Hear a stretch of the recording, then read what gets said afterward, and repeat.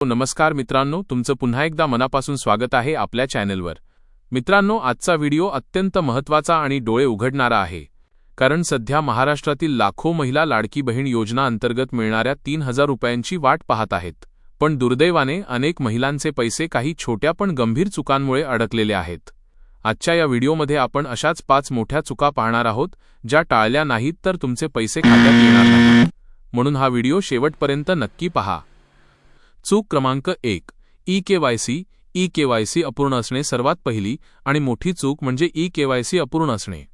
सरकारने स्पष्ट सांगितलंय की ज्या लाभार्थी महिलांची ई-केवायसी पूर्ण नाही, त्यांचा हप्ता थांबवला जाऊ शकतो।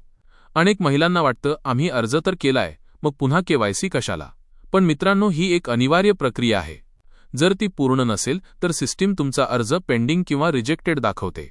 उपाय: लगेच जवळच्या सीएससी सेंटरला जा किंवा अधिकृत पोर्टलवर जाऊन तुमची ई-केवायसी पूर्ण करून घ्या। चूक क्रमांक 2, आधार कार्ड बँक खात्याशी लिंक नसणे। दुसरी सामान्य चूक म्हणजे आधार कार्ड बँक खात्याशी लिंक नसणे। या योजनेचे पैसे डीबीटी डॅश म्हणजेच थेट तुमच्या बँक खात्यात जमा होतात। जर तुमचं आधार कार्ड बँकेशी लिंक नसेल किंवा एनपीसीआय मॅपिंग बंद असेल तर पैसे येणारच नाहीत। लक्षात ठेवा, फक्त एटीएम कार्ड असणं म्हणजे आधार लिंक असणं नव्हे। उपाय: त्वरित तुमच्या बँकेत जा आणि तुमचं आधार कार्ड लिंक आहे का आणि एनपीसीआय मॅपिंग ॲक्टिव्ह आहे का याची खात्री करा। चूक क्रमांक 3, चुकीची किंवा जुनी बँक माहिती। तिसरी मोठी चूक म्हणजे अर्जात दिलेली बँक माहिती चुकीची असणे। मग तो बँक खाते क्रमांक असो, चुकीचा IFSC कोड असो किंवा बंद पडलेलं जुनं खातं। अशावेळी सरकारकडून पैसे पाठवले जातात, पण ते बँकेतून रिटर्न होतात आणि एकदा का पैसे रिटर्न झाले की ते परत मिळवण्यासाठी खूप मोठी कसरत करावी लागते। उपाय: तुमचा अर्ज तपासा, बँक खाते ॲक्टिव्ह असल्याची खात्री करा आणि शक्य असल्यास सरकारी बँकेचे खाते वापरा। चूक क्रमांक 4, मोबाईल नंबर अपडेट नसणे। चौथी महत्त्वाची चूक म्हणजे नोंदणीकृत मोबाईल नंबर बंद असणे। आजकाल OTP, अर्जाचे स्टेटस किंवा सरकारचे महत्त्वाचे अपडेट्स याच नंबरवर येतात। जर तुमचा नंबर बंद असेल तर तुम्हाला कोणतीही माहिती मिळणार नाही। उपाय: अर्जात दिलेला मोबाईल नंबर कायम चालू ठेवा। जर नंबर बदलला असेल तर तो तात्काळ अपडेट करा।